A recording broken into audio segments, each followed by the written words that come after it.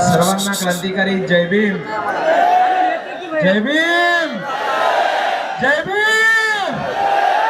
Doctor Babasaheb आंबेडकरांचा, doctor Babasaheb आंबेडकरांचा.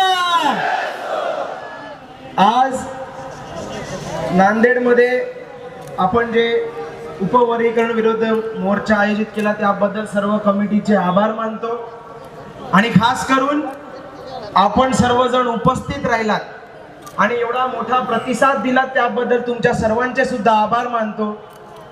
मी जास्त काही बोलणार नाही, पण फक्त एकच सांगेन, वेळ बदलतो, काळ बदलते आणि आता वेळ बदलायला लागलाय. आधी इकडचे सत्ताधारी लोक फक्त बाबासाहेबांना एका जातीचे मानत होते. आज आपण सर्वजण बघत असाल, गल्ली ते दिल्ली फक्त एकच नारा आणि एकच माणूस अख्ख्या जगामध्ये त्याचं नाव होते, ते म्हणजे डॉक्टर बाबासाहेब आंबेडकर. आपल्या बापाने एवढं मोठं कार्य केलंय, आपल्या बापाने एवढं मोठं कार्य केलंय की इकडचे मनुवाद असतील किंवा कुठलेही वाद असतील ते लोक त्याला कितीही दाबायचा प्रयत्न केला, पण तो नेता कधीच दाबल्या जाणार नाही. मी आजच्या तरुण वर्गांना एकच सांगतोय, आज सगळे तरुण मिळून एक आलात, इकडच्या धर्मेंद्रचा राजीनामा घेतला. आज आपल्या सर्वांना एक होऊन इकडचा नरेंद्र असेल, इकडचा देवेंद्र असेल किंवा इकडच्या अख्ख्या देशातला कुठलाही दलिंदर असेल, त्याला आपण घरी बसवल्याशिवाय राहणार नाहीये. आणि जाता जाता एकच सांगतो की या सरकारला सांगतो की तुम्ही किती बी लावा शक्ती, तुम्ही किती बी लढवा युक्ती, तुम्ही करा रे किती बी हल्ला, लढ मजबूत भीमाचा किल्ला. आणि सर्वांना जय भीम, जय संविधान. धन्यवाद. यानंतर या आंदोलनामध्ये सुरुवातीपासून आपल्या सोबत असणारे व आर्थिक बाबतीत असतील व सर्व बाबतीमध्ये सक्षमतेने एक समाज आपल्या पाठीशी ठामपणे उभा आहे, तो म्हणजे चर्मकार समाज. त्या चर्मकार समाजाचे राष्ट्रीय अध्यक्ष, चर्मकार महासंघाचे राष्ट्रीय अध्यक्ष, माजी मंत्री आदरणीय बबन घोलप सर यांना नम्रपूर्वक विनंती करतो की आपण सभेला संबोधित करावे.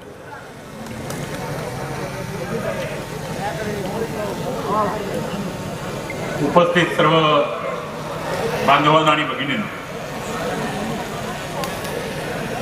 आनंदराज आंबेडकर साहेबांच्या मार्गदर्शनाखाली संपूर्ण महाराष्ट्रामध्ये आमचे मोर्चे सुरू आहे.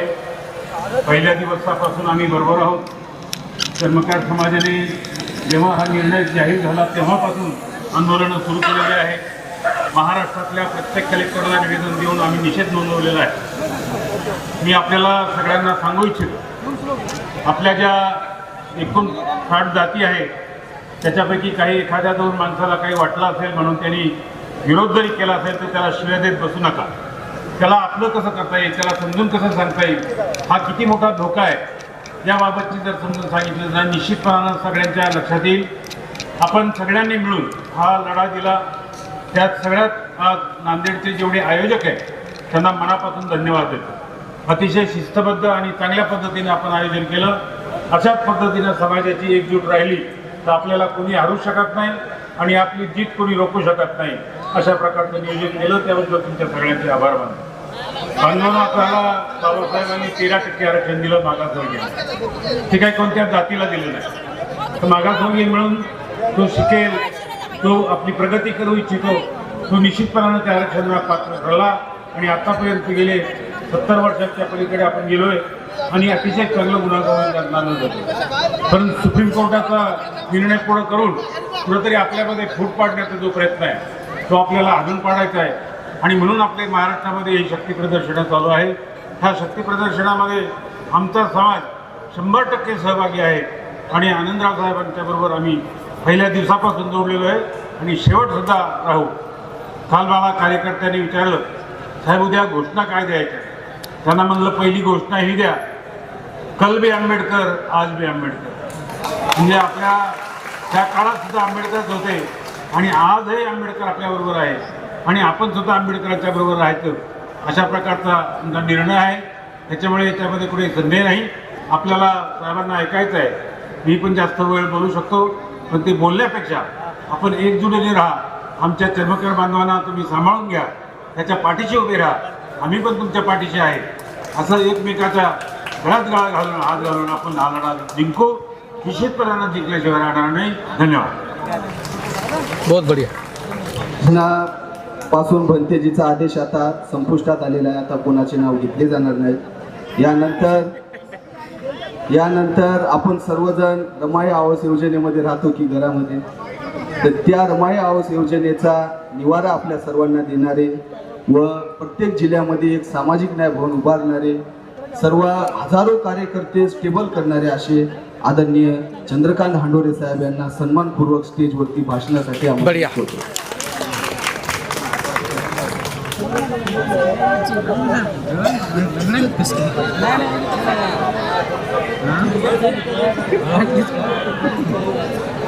तथागत भगवान गौतम बुद्ध, छत्रपती शिवराय, महात्मा ज्योतिबा फुले, छत्रपती शाहूराजे, भारतरत्न परमपूज्य डॉक्टर बाबासाहेब आंबेडकर,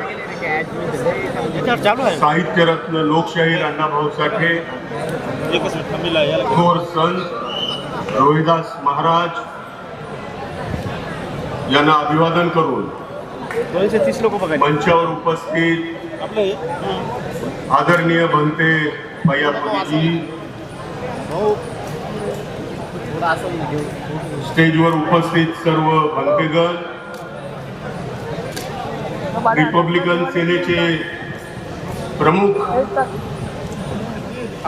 सन्माननीय आनंदराजे आंबेडकर,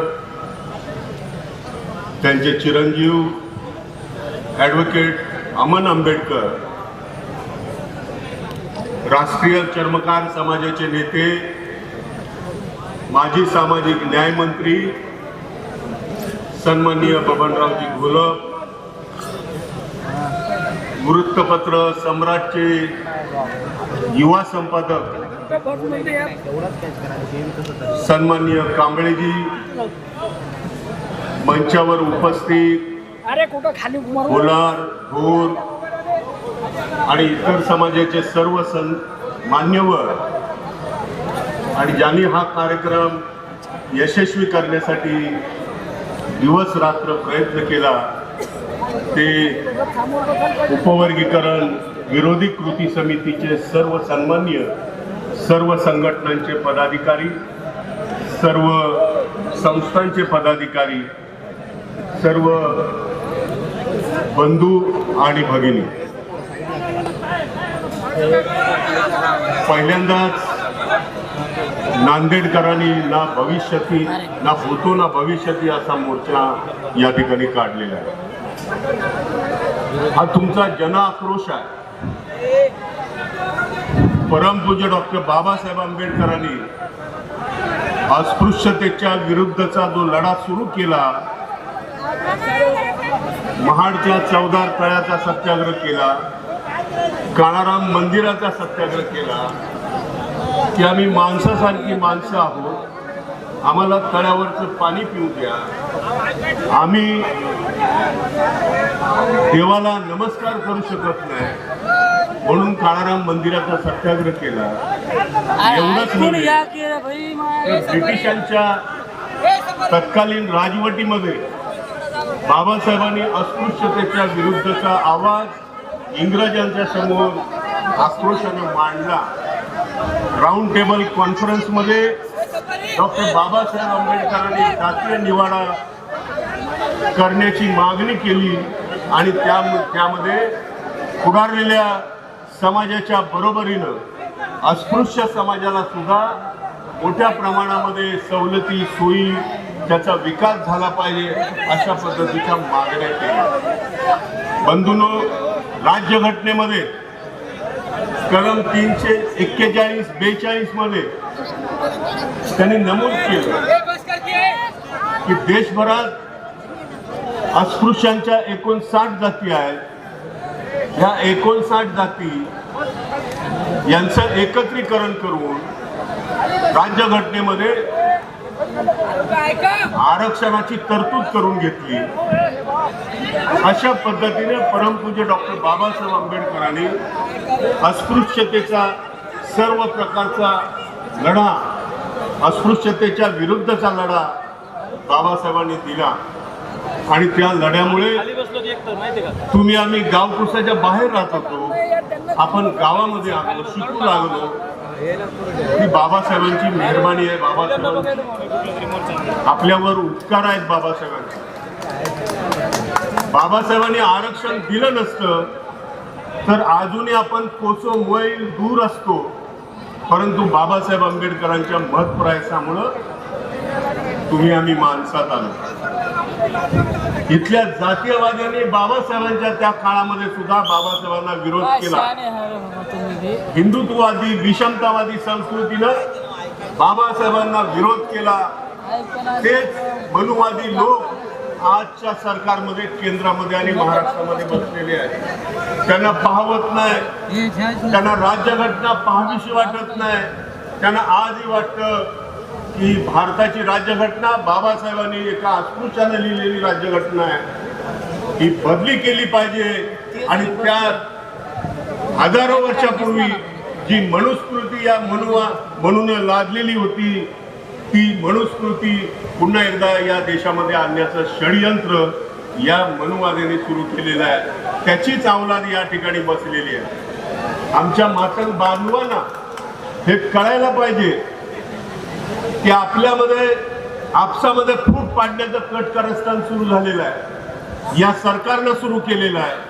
हे कटकारस्थान आपण समजून घेतलं पाहिजे. मराठा वर्सेस आज ओबीसी, धनगर वर्सेस आदिवासी आणि आता दलित वर्सेस दलित, अशा पद्धतीचं या फडणवीस सरकारनं या ठिकाणी राजनीती सुरू केलेली आहे. ही आपल्याला हाणून पाडायची आहे. ही हाणून पाडण्यासाठी तुमची आणि माझी सगळ्यांची एकजूट आवश्यक आहे. आणि ही एकजूट आज नांदेडकरांनी दाखवून दिली. मित्रांनो, अ ब गटाचा मुद्दा हा 1983 पासूनचा आहे. 83 सालापासून संपूर्ण मातंग समाज नव्हे तर मातंग समाजातल्या काही नेत्यांनी, आवर्जून लक्षात घ्या, मातंग समाजाच्या काही नेत्यांनी, मी मंत्री असताना माझ्याकडे पण यायचे, आम्हाला सांगायचे 8% आरक्षण पाहिजे. लहुजी अभ्यास आयोग आणला, तो मी कॅबिनेटमध्ये मंजूर करून घेतला.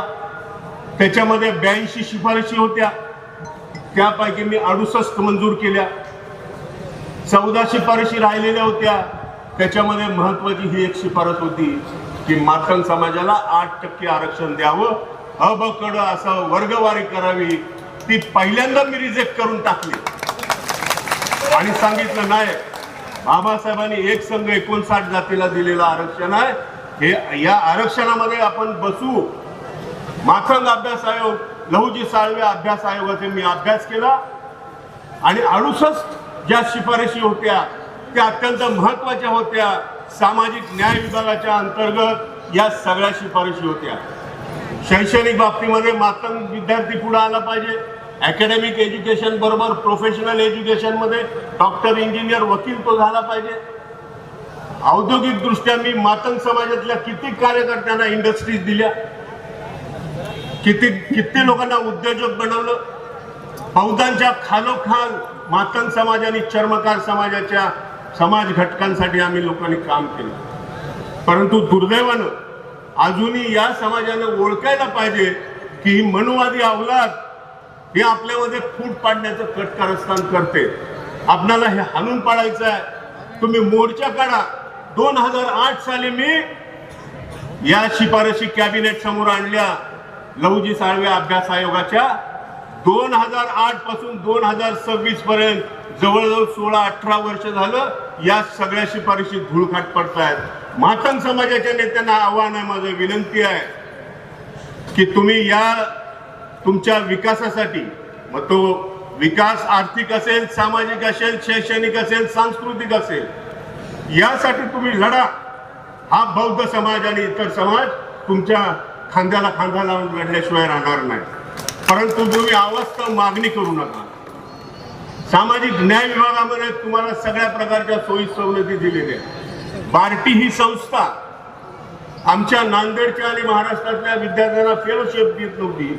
त्या ठिकाणी ते वारे नावाचे ग्रस्त बसलेले आहेत. त्या बार्टीला कुत्रा विचारत नव्हता, त्याला मी ऑटोनॉमस बॉडीचा दर्जा दिला, त्या स्वायत्त संस्थेचा दर्जा दिला. आणि ह्या सगळ्या संस्था ऑटोनॉमस झाल्यामुळं त्यांना मोठ्या प्रमाणामध्ये मी भाग भांडवल दिलं. अण्णाभाऊ साठे महामंडळामध्ये एक नया पैसा कोण देत नव्हतं. मी 100 कोटी रुपये अण्णाभाऊ साठे महामंडळामध्ये देत होतो. मातंग समाजाच्या सर्वांगीण उन्नतीसाठी आम्ही काम करणारे लोक आहोत. सर्व घटकासाठी काम करणारा हा बौद्ध समाज आहे. बौद्ध समाज कुणाच्या विरुद्ध जात नाही आणि जाऊ पण नये. मातंग आपला बांधव आहे, त्याला आपण समजून सांगू. मातंग समाजातले अनेक लोक, जवळ 70-80% समाज, मातंग समाज आजही आपल्या बरोबर आहे. जे काही चुकलेले लोक आहेत त्यांना समजावून सांगणं आवश्यक आहे. परंतु आपल्याला एक लक्षात घ्यायचं आहे की मोर्चे काय मातंग समाजाच्या विरोधातला मोर्चा नाही. या जातीवादी सरकारनं आमच्यामध्ये फूट पाडण्याचे जे कट कारस्थान केलंय ते सरकार उलटून टाकण्यासाठी आपल्याला अशा पद्धतीच्या मोर्चांची आवश्यकता आहे. आणि म्हणून आमच्या एका नेत्यानं सांगितलं की मोर्चाच्या नंतर जर उपवर्गीकरण झालंच तर मग रस्त्यावर आपल्याला उतरावं लागेल. आणि रस्त्यावरची लढाई जशी आपण नामांतराची लढाई केली तशाच पद्धतीने आपल्याला या उपवर्गीकरणाची लढाई करावी लागेल. एवढीच विनंती आपल्याला करतो आणि थांबतो. जय हिंद. धन्यवाद साहेब. आपलं अमूल्य असं मार्गदर्शन आम्हाला नांदेडकरांना मिळालं व आपण केलेले कार्य हे सर्वांसाठी होते हे आपल्या भाषणातून आपण सांगले. यानंतर भिक्खू संघाचे सर्व भिक्खू संघाचे प्रतिनिधी म्हणून वदंत पय्यारत्न थेरो यांना विनंती करतो की आपण मी फक्त 2 मिनिटं बोलावे. सर्व सन्माननीय मंच, आदरणीय आपले सर्वांचे मार्गदर्शन, हा मुद्दा ज्यांनी महाराष्ट्रामध्ये प्रकर्षानं पेटवलेला आहे, ही लढाई पेटवलेली आहे, ते आपल्या सर्वांचे मार्गदर्शन आनंदराज आंबेडकर साहेब, मंचावर सर्व आंबेडकरी चळवळीतील कार्यकर्ते, सर्व भिक्खू संघ बंधूंनो, आपण एवढे मोठे मोर्चे काढतोय त्याचं कारण आपल्या सर्वांना माहीत आहे.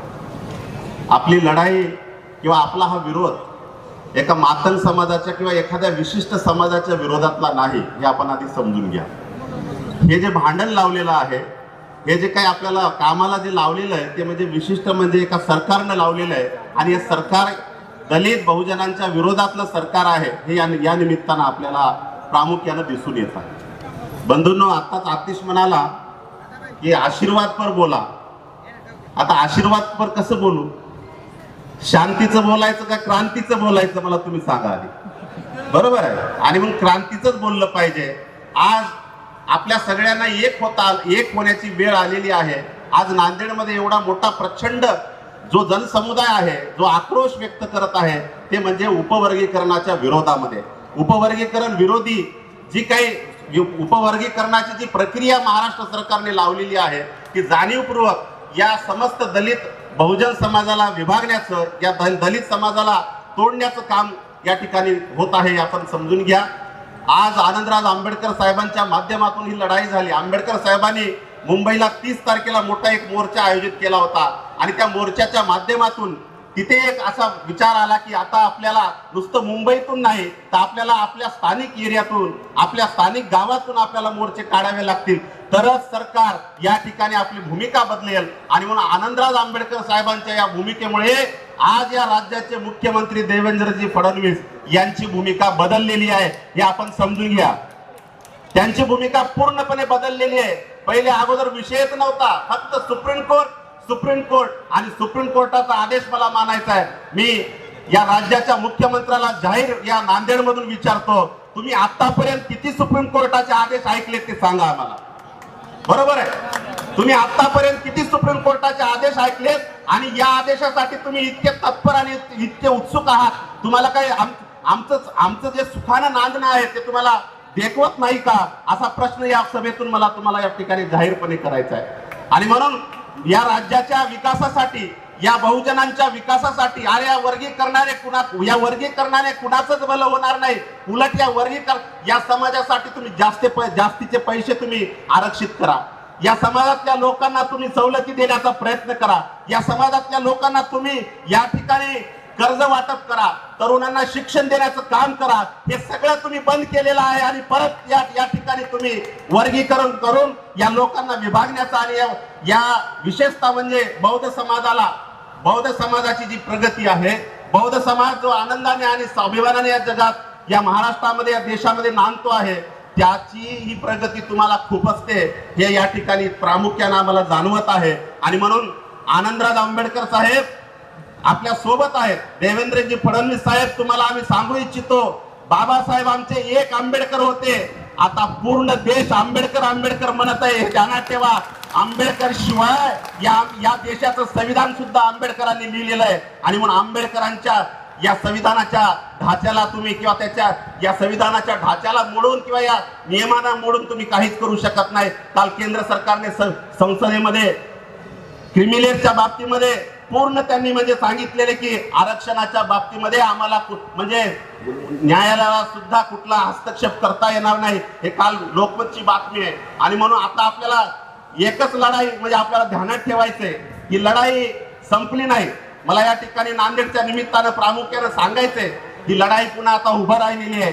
नामांतरासारखा लढाई या ठिकाणी आपल्याला भविष्यामध्ये उभा करायचा आहे. आणि म्हणून मी आपल्या सर्वांना म्हणतो, संपली नाही लढाई नामांतराची, संपली नाही लढाई नामांतराची. राग सांभाळून ठेवा राग झालेल्या घरांची, कारण आपल्याला सरकारच्या विरोधामध्ये परत एकदा उभं राहायचं आहे. आणि म्हणून मी आपल्या सर्वांना आनंदराज आंबेडकर साहेबांच्या पाठीमागे राहून परत एकदा मुंबईला साहेब, आपल्याला मुंबई पुन्हा एकदा आपल्याला मोठ्या स्वरूपामध्ये आपल्याला म्हणजे आपल्याला तुडुंब करायची आहे. जोपर्यंत सरकारला जाग आणण्यासाठी आपल्याला मुंबईकडे जावंच लागणार आहे. आणि म्हणून आपण सर्वांनी यासाठी प्रयत्न करा. मी एवढंच बोलतो. आपण सुंदरसा या ठिकाणी मोर्चा आयोजित केला. सर्व आयोजक मंडळीला मी धन्यवाद देतो. एवढंच म्हणेल, आपण सर्वांनी घोषणा द्यायच्या. डॉक्टर बाबासाहेब आंबेडकरांचा, डॉक्टर बाबासाहेब आंबेडकरांचा. अजून एक घोषणा मी म्हणेल, होश में आओ होश में आओ, मुख्यमंत्री होश में आओ, अशा पद्धतीची आपण घोषणा द्यायची. होश में आओ होश में आओ, होश में आओ होश में आओ. धन्यवाद. धन्यवाद भंतेजी. यानंतर या मोर्चाचे प्रमुख आकर्षण वर्गीकरणाच्या विरोधातला लढा महाराष्ट्रभर पेटवणारे रिपब्लिकन सेनेचे सरसेनानी आदरणीय इंजिनियर आनंदराज साहेब आंबेडकर यांना मी निमंत्रित करतो. साहेब कृपया करून. जय भीम, जय भीम, जय जय जय जय जय भीम. तथागत भगवान संत रविदास छत्रपती शिवाजी महाराज आज आपण आरक्षण करतो, परंतु ज्यांनी या देशामध्ये पहिल्यांदा आरक्षण चालू केलं ते आरक्षणाचे जनक छत्रपती शाहू महाराज. आणि आज जी काही सामाजिक क्रांती झाली आहे त्या क्रांतीचे जनक क्रांतीबा ज्योतिबा फुले. आणि आज एवढ्या मोठ्या संख्येने माझ्या माता भगिनी इथे आहेत. एक काळ चूल आणि मूल याच्या पलीकडे कसलंही विश्व नसणाऱ्या या देशातल्या महिलांना पहिल्यांदा मनुवाद्यांचे शिवाश्राप शेणामातीचे गोळे खात जिने पहिली पुण्यामध्ये शाळा काढली ती क्रांतीज्योती सावित्रीबाई फुले. आणि तुमच्या आणि माझ्यात नव्हे तर या देशातल्या प्रत्येक माणसाच्या जीवनाचे उद्धार करते त्या नरेंद्र मोदींना चहा विकता पंतप्रधान बनवणारे आणि एकनाथ शिंदेना रिक्षा चालवता मुख्यमंत्री बनवणारे तथागत आणि बोधिसत्व महामानव या देशाचा खरा म्हणजे एक अत्यंत बुद्धिमान, ज्याला सिम्बॉल ऑफ नॉलेज म्हणून अमेरिकेमध्ये ज्याला म्हटलं जातं हे बोधिसत्व महामानव डॉक्टर बाबासाहेब आंबेडकर यांच्या प्रतिमाना त्रिवार वंदन करून आज पहिल्यांदा मी नांदेड खरं म्हणजे नामांतराच्या वेळेला अत्यंत पेटलेला हा जिल्हा आहे आणि त्यामुळंच या जिल्ह्यामध्ये मी आलोय. त्यामुळं नामांतराच्या लढ्यामध्ये जे शहीद झाले त्यांना अभिवादन न करता पुढे बोलणं बरोबर नाही. त्यामुळं आमचे मातंग समाजाचे बंधू ज्यांनी बाबासाहेबांच्या जय भीम नाऱ्यानं या इकडच्या मनुवाद्यांच्या हाल अपेक्षा सहन करत शहीद झाले ते पोचीरामजी कांबळे, जनार्दन मावाडे, गौतम वाघमारे यांना मी पहिल्यांदा नम्रपणे त्यांना अभिवादन करतो. त्याचबरोबर या नांदेडमधून पूर्वीपासून भैयासाहेबांच्या काळापासून अनेक मातंग समाजाचे नेते भैयासाहेबांच्या खांद्याला खांदा लावून काम केलेले आहेत. आज त्यांची आठवण करणे अत्यंत गरजेचं आहे असं मी समजतो. त्याच्यामध्ये ॲडव्होकेट गोविंदराव बाराडीकर, IP बसवंते, त्याचबरोबर नामांतराच्या प्रमुख नेत्या केसराबाई गोटमुखे, तसंच HP कांबळे सर आणि अनेक त्या काळामध्ये सर्वच म्हणजे बौद्ध असतील, मातंग असतील, अनेक तरुण कार्यकर्ते त्या काळामध्ये ज्यांनी ही नामांतराची लढाई लढली त्या सर्वांना मी क्रांतिकारी जय भीम करतो. त्याचबरोबर आज मी मान्य करतो की नांदेडकरांनी इतिहास घडवला. कारण तुमचा मोर्चा हा मुंबईच्या मोर्चापेक्षा सुद्धा मोठा झाला आणि त्याबद्दल तुम्हा सर्वांना सॅल्यूट, तुम्हा सर्वांना क्रांतिकारी जय भीम.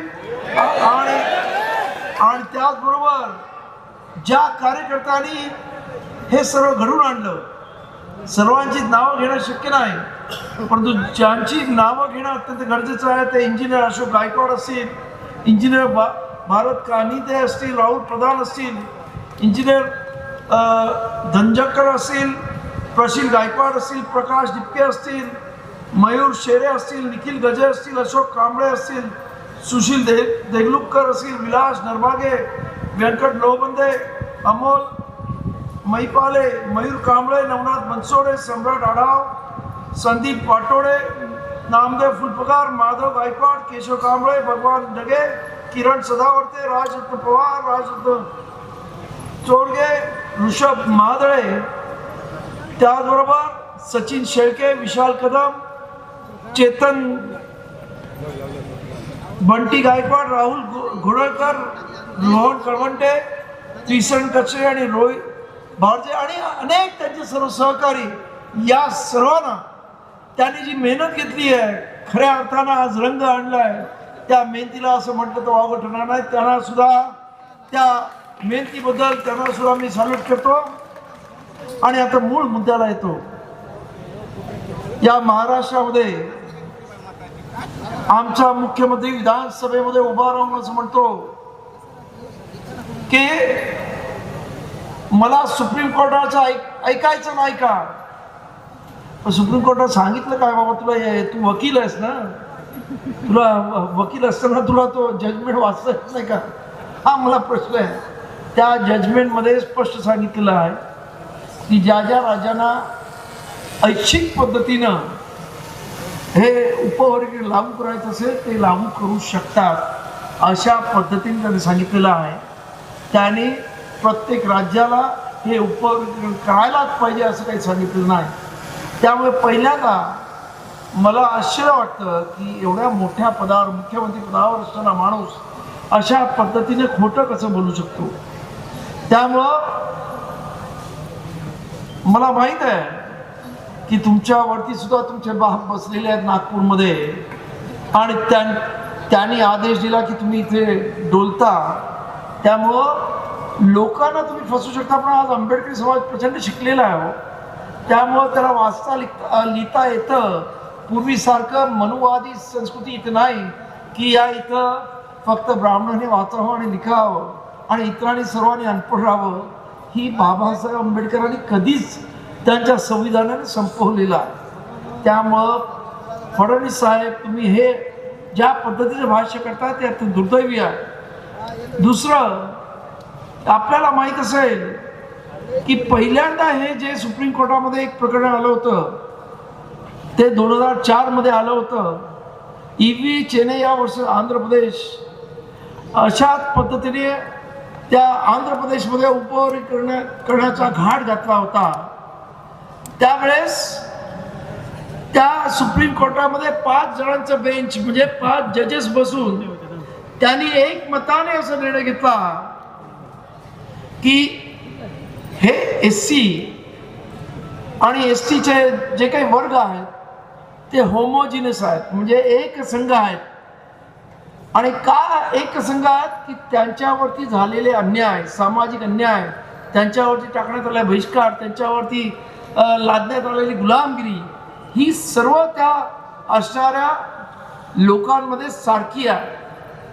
आणि किंवा बाबासाहेबांनी असं म्हटलं, बाबासाहेबांचं तुम्ही जर पुस्तकं वाचली तर बाबासाहेबांनी ह्या संपूर्ण वर्गाला डिप्रेस क्लास नावाने संबोधलंय. त्यांनी कधी अनुसूचित जाती असं म्हटलं नाही. अनुसूचित जाती हा शब्द पहिल्यांदा आपल्याला संविधानामध्ये दिसतो. त्यामुळे हा एक क्लास आहे, हा एक वर्ग आहे ज्याला पूर्णपणे अस्पृश्यताचे चटके बसले, अमानवी पद्धतीने या देशामध्ये त्याला राहावं लागलं. आणि हा संपूर्ण एक वर्ग असल्यामुळं त्याच्यामध्ये कुठल्याही प्रकारचं वर्गीकरण करता येत नाही, अशा पद्धतीचा निर्णय त्या 2004 मध्ये सुप्रीम कोर्टाच्या 5 जजेसने घेतला. आणि त्यानंतर आपण पाहतो की त्यानंतर 2010 ला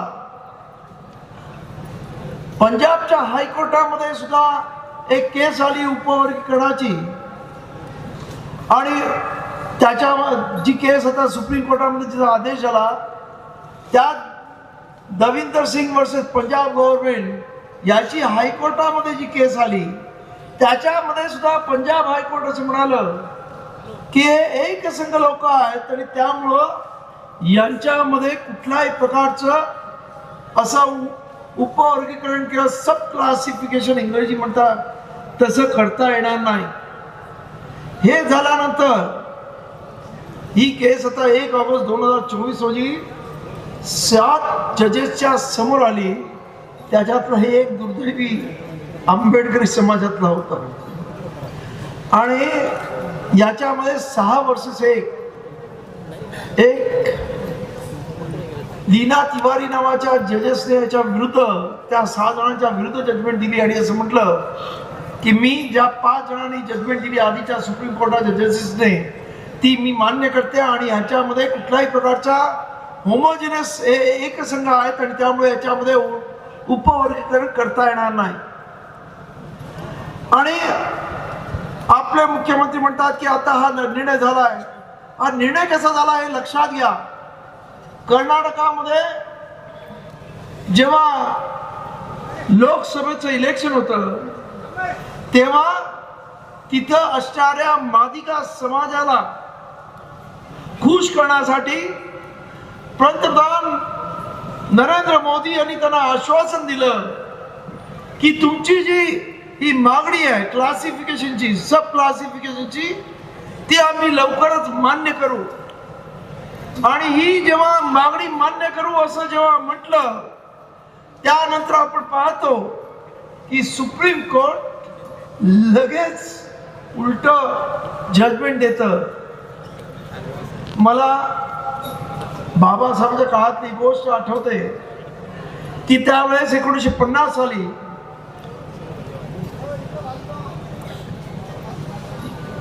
चंपकड नावाच्या वर्सेस मद्रास गव्हर्नमेंट, म्हणजे त्या काळामध्ये मद्रास नावाचं एक स्टेट होतं, यांची केस झाली, सुप्रीम कोर्टामध्ये आली. आणि सुप्रीम कोर्टाने असा आदेश दिला की शिक्षणामध्ये SC आणि ST ला रिझर्वेशन असू शकत नाही. आणि तेव्हा 1951 साली बाबासाहेबांच्या हातून या बाबासाहेबांच्या संविधानामध्ये पहिला घटना दुरुस्ती झाली आणि बाबासाहेबांनी अनुच्छेद 15(4) मध्ये ती दुरुस्ती केली आणि शिक्षणामध्ये सुद्धा सवलती असतील अशा पद्धतीच्या संविधानामध्ये कलम 15(4) मध्ये बदल करण्यात आला आणि त्यामुळे सुप्रीम कोर्टाने दिलेला तो आदेश रद्द झाला आणि त्यानंतर काही लोकांनी बाबासाहेबांना असं विचारलं की बाबासाहेब तुम्ही हे संविधानाचं मंदिर निर्माण केलं आणि ते तुम्हीच कसं उद्ध्वस्त करताय, बदल घडवताय. तेव्हा बाबासाहेब म्हणाले मी हे मंदिर तर बनवलं संविधानाचं, पण पुजाऱ्याने घाण करून ठेवली आहे. पुजारी म्हणजे कोण? Supreme court. आणि त्यामुळं ती घाण मला साफ करायला लागणार आहे. आज सुद्धा सुप्रीम कोर्टाने ही घाण केलेली आहे. आणि माझं म्हणणं आहे या इथे खासदार आणि माजी मंत्री सोशल वेलफेअरचे चंद्रकांतजी हंडोरे, तुम्ही सुद्धा या संदर्भामध्ये संसदेमध्ये आवाज उठवला पाहिजे आणि जे काही सुप्रीम कोर्टाने संविधानाच्या विरोधी जो आदेश दिलेला आहे तो आदेश पारित करण्यासाठी प्रयत्न केला पाहिजे.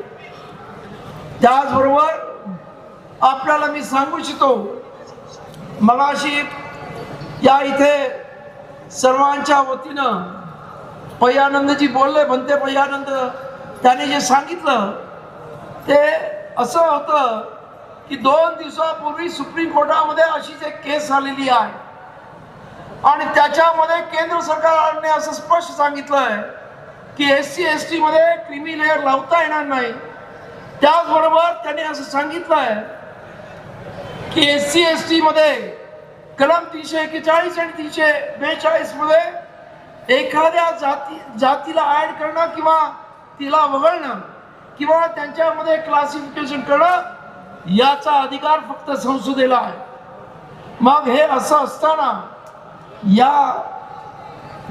या देवेंद्र फडणवीसला कोणी अधिकार दिला हा महत्वाचा प्रश्न पडतो.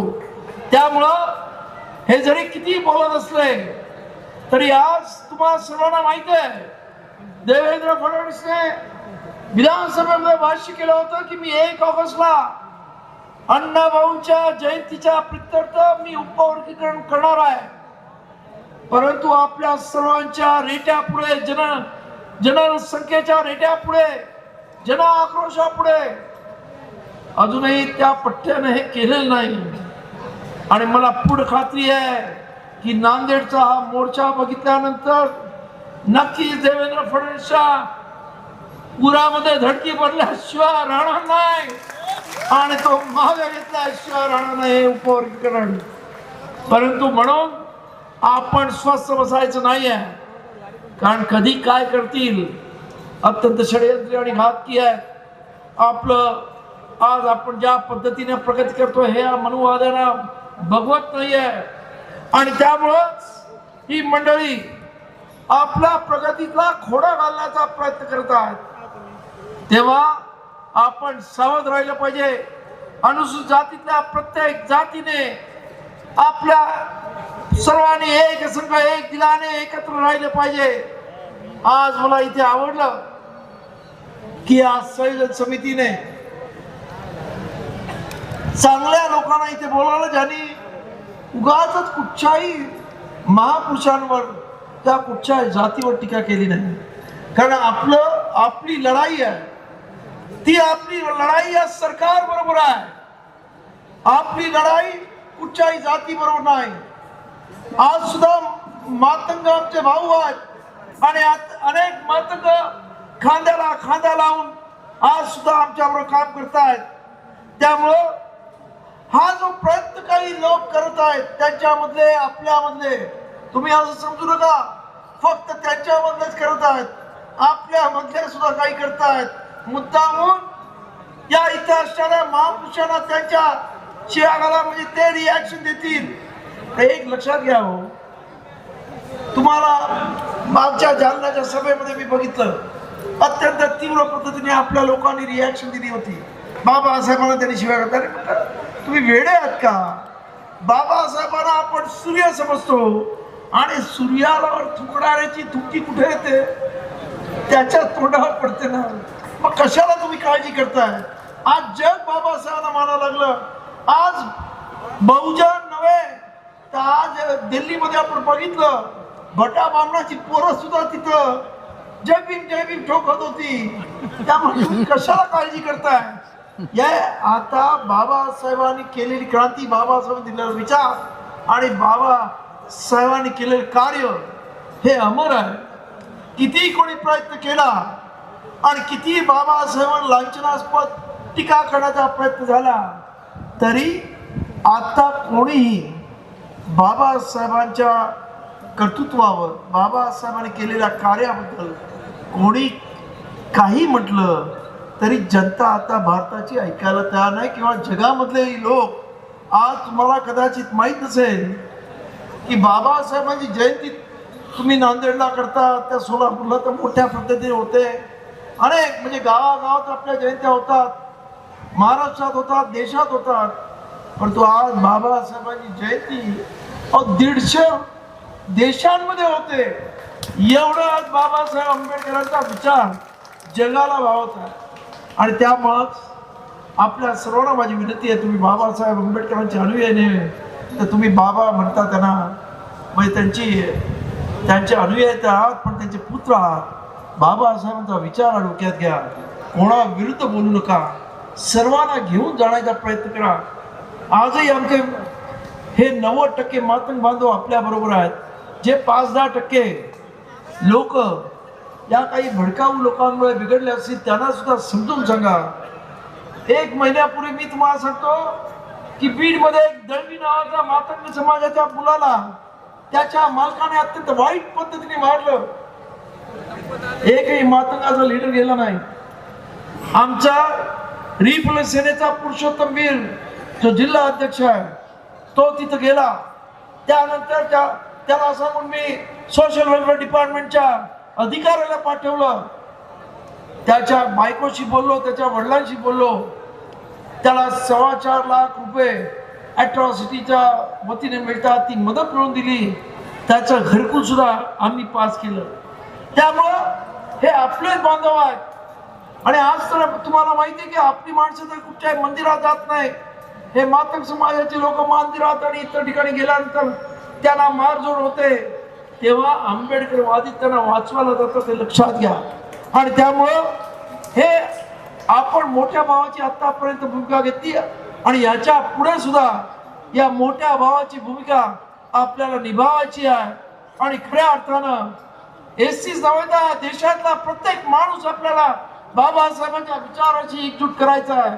आणि त्यासाठी आपण सर्वांनी मोठी मन करा आणि मोठ्या मनाने कामाला लागा. एवढंच मी सांगतो. आपण सर्वजण एवढ्या मोठ्या संख्येने आलात. परत नांदेडकरांना, नांदेड जिल्ह्यातल्या प्रत्येकाला मी मनापासून धन्यवाद देतो. आपल्या प्रति मंगल मैत्री कामना करतो आणि मी माझ्या वाणीला विराम देतो. नमोताय जय भीम.